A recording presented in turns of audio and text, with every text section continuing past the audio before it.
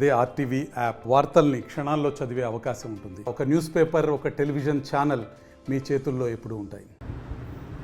గౌరవనీయులైనటువంటి ఆంధ్రప్రదేశ్ ముఖ్యమంత్రి వర్యులు శ్రీ నారా చంద్రబాబు నాయుడు గారికి మరియు విద్యాశాఖ మంత్రి శ్రీ నారా లోకేష్ గారికి తెలియజేసుకుని విన్నపం ఏమనగా, ఈరోజు విడుదల చేసినటువంటి డిఎస్సి నోటిఫికేషన్లో గరిష్ట వయోపరిమితి 44 సంవత్సరాలు పెట్టడం వల్ల మేము తీవ్ర అన్యాయానికి గురైపోతున్నాము.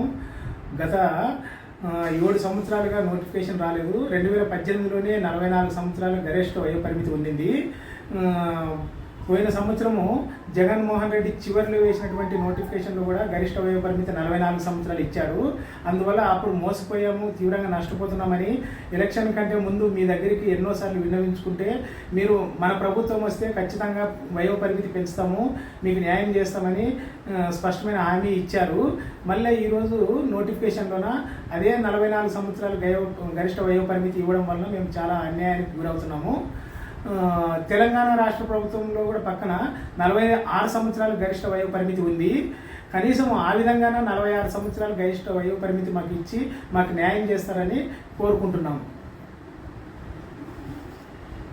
మరిన్ని వీడియోస్ కోసం ఛానల్ ని సబ్స్క్రైబ్ చేయండి. లేటెస్ట్ అప్డేట్స్ కోసం వాట్సాప్ ఛానల్ ని ఫాలో చేయండి.